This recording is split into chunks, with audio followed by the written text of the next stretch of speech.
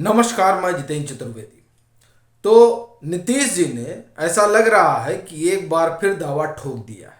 तब सवाल यह है कि अरविंद केजरीवाल का क्या होगा, केसीआर उस पर क्या राय रखेंगे, और फिर सवाल तो ममता दीदी को लेकर भी उठेगा ही। हालांकि राहुल गांधी ने भले ही भारत जोड़ो यात्रा के दरमियान दिल्ली में लाल किले के सामने लंबा चौड़ा भाषण दिया था, लेकिन जो परिस्थितियां हैं उन परिस्थितियों में तो वो उस दावेदारी से बाहर ही दिखाई दे रहे हैं। चूंकि आज की अगर मौजूदा परिस्थिति पर बात करें तो फिलहाल वो 8 साल तो काबिल है ही नहीं है, तो जाहिर है वो उस रेस से बाहर है। और यही वजह दिखाई पड़ रही है कि विपक्ष कांग्रेस के साथ लामबंद तो खड़ा नजर आता है, लेकिन उस लामबंदी में विपक्ष के भीतर की जो रसाकसी है वह भी उभर कर तो दिखाई ही देती है।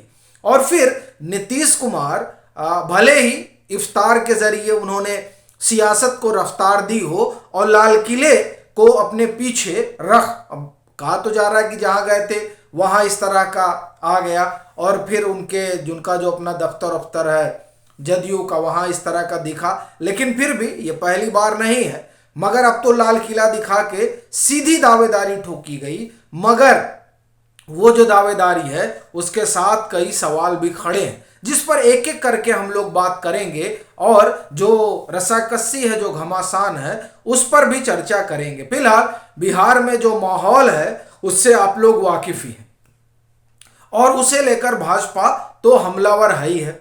और फिर यह भी कि लाल किले के आप ये कहें कि वहां बैठ जाने से और पीछे उसकी तस्वीर आ जाने से तो चीजें दूसरी तरह नहीं हो जाती, ऐसा भाजपा कह रही है। लेकिन नीतीश कुमार उसके जरिए बहुत कुछ संदेश देने की कवायद में जुटे हुए हैं। पर जो सवाल है कि बिहार से वो कैसे पार पाएंगे, चूंकि वहां भाजपा अपने तरीके से सोशल इंजीनियरिंग कर रही है, और जो वहां की सरकार है नीतीश जी की अगुवाई वाली उसे कटघरे में खड़ा कर रही है। और फिर जो भाजपा की अपनी सोशल इंजीनियरिंग है वो ये बता रही है कि दरअसल वो जो एक आधार महागठबंधन ने बनाया था वो महागठबंधन के साथ बना है, इसे लेकर संशय है। चूंकि जिस लवकुश पर जदयू चला करती थी वो लवकुश अब टूटता हुआ नजर आ रहा है। चाहे सम्राट चौधरी को भाजपा ने जो प्रदेश अध्यक्ष बनाया है उसके वजह से, या फिर उपेंद्र कुशवाहा के अलग होकर पार्टी बनाने की वजह से, तो एक तो ये टूटा, और उधर चिराग पासवान को जिस तरह से भाजपा जोड़ने की कवायद में लगी है, और मुकेश सहनी के साथ जिस तरह की जुगलबंदी है, ये तमाम चीजें ये बता रही हैं कि उन 40 सीटों पर जिसे एक समय में महागठबंधन मान रहा था कि उसके लिए राह बड़ी सहज होगी, वो अब ऐसा लग रहा है कि असहज होती जा रही है। तो ऐसी स्थिति में पहले तो उन 40 सीटों पर अपनी स्थिति को मजबूत बनाए रखना होगा नीतीश जी के लिहाज से। अब दूसरे पर आए तो आपने सुना ही होगा कि पीएम ने सीबीआई के डायमंड जुबली कार्यक्रम में कहा कि भ्रष्टाचारियों को छोड़ना नहीं है। और 2024 का चुनाव जिस तरीके से अब दिखाई दे रहा है उसमें यह लग रहा है कि वो लड़ा भ्रष्टाचार पर जाएगा।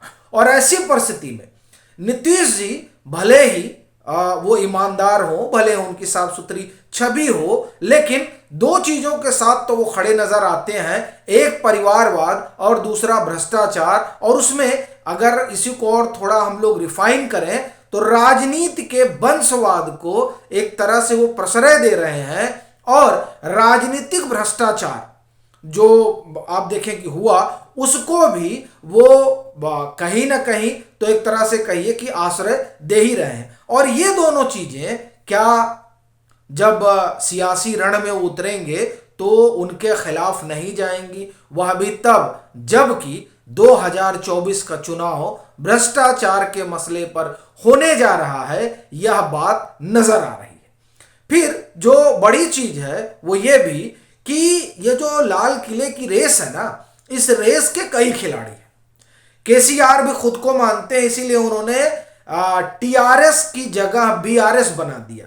तेलंगाना राष्ट्र समिति जो है वो भारत राष्ट्र समिति बन जाती है। स्टालिन के यहां बड़ा जमावड़ा होता है और फिर ममता बनर्जी खुद को ये जो रेस है लाल किले की उसमें अपने आप को जोड़ कर देखती हैं, वो अलग करके नहीं देख रही हैं। और इसका एक आप कहें कि उन्होंने संकेत 2021 में दे ही दिया था। और यह माना जाता है कि उन्हें ऐतराज राहुल गांधी से है, सोनिया गांधी से नहीं। और उसकी वजह यही है कि वो आप अगर उनका संसदीय जीवन देखें तो 1984 के आसपास से वो सेंटर की पॉलिटिक्स में आप कहें कि एक्टिव है। तो उस लिहाज से भी वो अपने समकक्ष सोनिया गांधी को ही मानती हैं।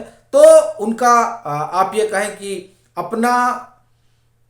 कि सामंजस्य वाली जो स्थिति है वो वहां बना पाती है। और ये माना जाता है कि दरअसल जो चिढ़ है कांग्रेस से उसकी वजह ये नहीं है कि कौन आगे आएगा, बल्कि यह है कि सीताराम येचुरी के साथ जो राहुल गांधी की करीबियां हैं और जिस तरीके से अधीर रंजन चौधरी हमलावर होते हैं टीएमसी पर, ये बातें उन्हें खाए जाती हैं। और यही वजह है कि वो दरअसल कांग्रेस के साथ तो खड़ी नजर नहीं आती, लेकिन राहुल गांधी के प्रकरण ने विपक्ष को लाकर साथ खड़ा कर दिया है। मगर क्या ममता बनर्जी की जो अपनी महत्वाकांक्षा है उससे वो अलग हट जाएंगी सिर्फ इसलिए कि नीतीश कुमार बड़े मुफीद हैं या केसीआर? तो ये जो आपस में आप ये देखें कि खींचतान है वो तो जो आप कहें विपक्षी एका है उसमें नजर आती है। और इसमें दो तीन चीजें और हुई हैं। आप देखिए, विपक्ष अडानी वाले मसले पर जेपीसी की मांग कर रहा है, लेकिन पवार साहब कह रहे हैं कि जेपीसी का क्या मतलब है, वहां पर तो जो सत्ताधारी दल है उसका बहुमत रहेगा, इससे अच्छा तो जो सुप्रीम कोर्ट की अगुवाई में कमेटी बनी है वही ठीक है।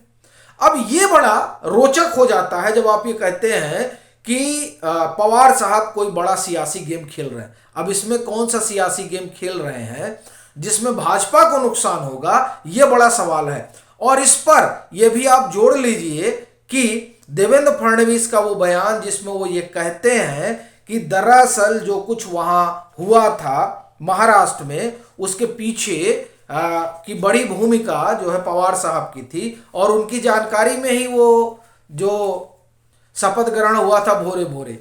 तो इसने एक तरीके से महाविकास अघाड़ी के भीतर और पवार साहब की भूमिका को लेकर एक सवाल तो खड़ा हुआ है। और फिर यह भी कि सावरकर को लेकर उनकी अपनी अलग राय है, जो राय राहुल गांधी को तो नागवार गुजरती है, लेकिन अभी उनके पास कोई विकल्प भी नहीं है।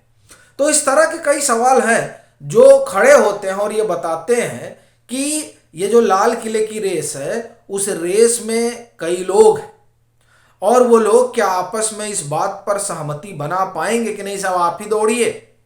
और दूसरा ये कि जिन्हें माना जाता है कि दरअसल वो राजनीतिक हवा बयार समझते हैं पवार साहब, उनकी बयार किस तरफ की है, ये अपने आप में एक अबुझ पहेली तो है ही।